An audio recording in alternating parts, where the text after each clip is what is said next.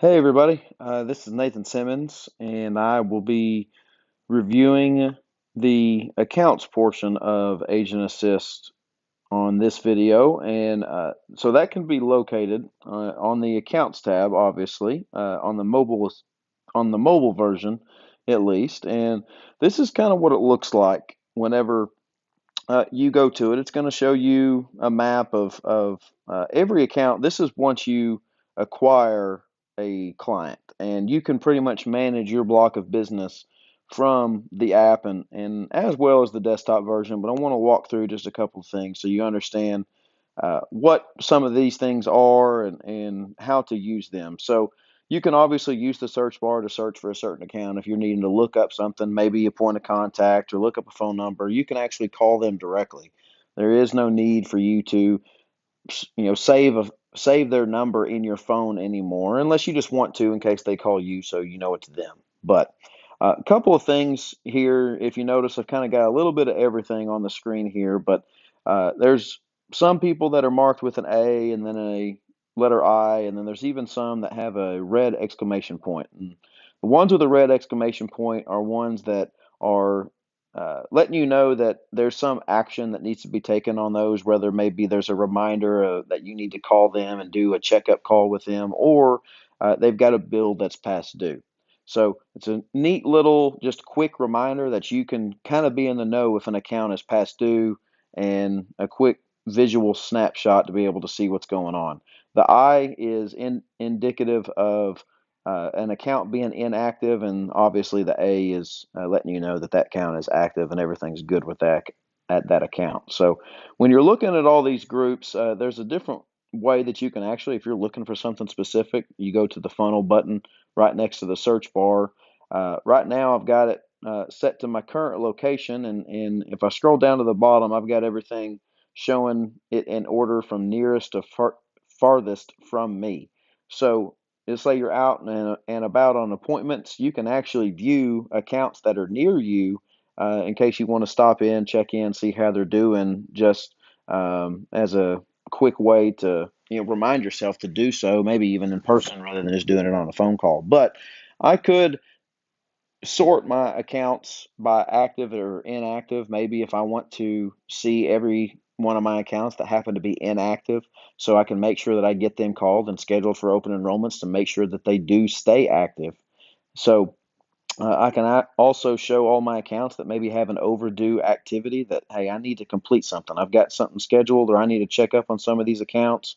And, hey, I need to call these people. So you can put that into your weekly activity as well as prospecting and appointment setting and all those different things. And also, you can identify businesses that have bills that are past due. So you kind of know, again, being in the know on that. And also, you can filter it with different options by what accounts do you have that have a broker relationship or direct, and depending on what agent relationship you may have with them if you work in multiple roles. So and also from a location perspective, you could filter it by a certain radius depending on where you're located. So you got a bunch of different options. Certainly play around with them yourself once you get to that point, and you can have the amount of these accounts and those different things. You certainly want to be able to be organized with it. So the example I'll give here is, now once you actually, click on account, if you're needing to take some kind of action item on it. So I've got St. Luke's Episcopal School, and it will show you different stages as to where this account is annually. So right now it's at the current stage of a 30-day re-enrollment period, as you see up on the top of the screen, and it lets you know what the next stage is going to be as well. And there are really 7 different stages that, from the point of enrollment when it first becomes a Colonial Life account, there are automated stages that you will receive a push notification on your mobile device, as long as you have push notifications turned on, that will remind you to call these accounts, and these are different things you can do throughout the year. So now, at any point in time that you do one of those things, you certainly want to add an activity. So let's say I'm calling an account to check up on that account. So I can hit call, either by hitting the call button where it says add an activity right here, or I can even scroll down and I can just click the phone number if I wanted to and call it directly from there. And once that phone call's over with, whatever the phone call was regarding, maybe I spoke to the DM who happens to be Candy Turner here at this location, and then I can put, no new hires as of October 8th, 2020, which is when I'm filming this video here. So I save that activity and it logs it.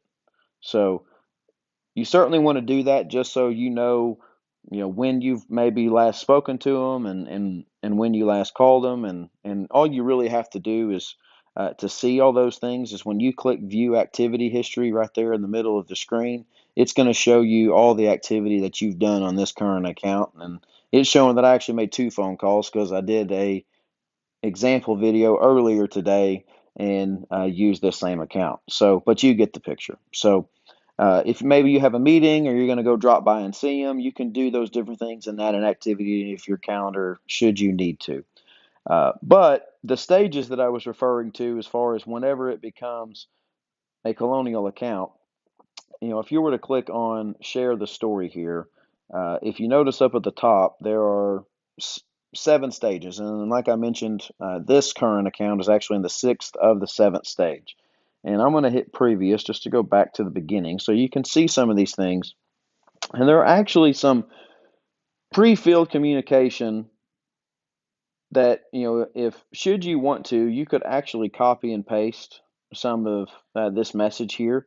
But there will be a push notification about doing a billing setup and reaching out to that account to make sure that, they uh, get their payroll deduction set up correctly, but then also to notify them, hey, your first invoice is on the way. So, because we want to make sure that first bill gets paid.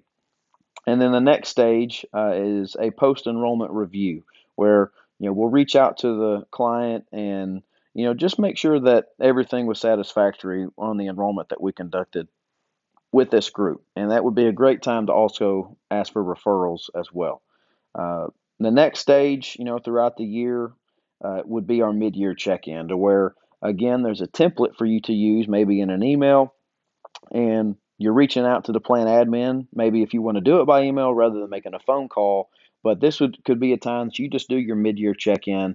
But I would encourage you to get in the habit of scheduling activities to follow up with each account to check up on new hires throughout the year. Certainly, if they have a certain eligibility period, whether it be 30, 60, 90 days, or sometimes even longer, depending on, the nature of their business, I would encourage you to set some of those reminders in your phone or in the Agent Assist app to be able to do that. Because if you don't have those reminders set or you don't remember to do that, you're really missing out on money.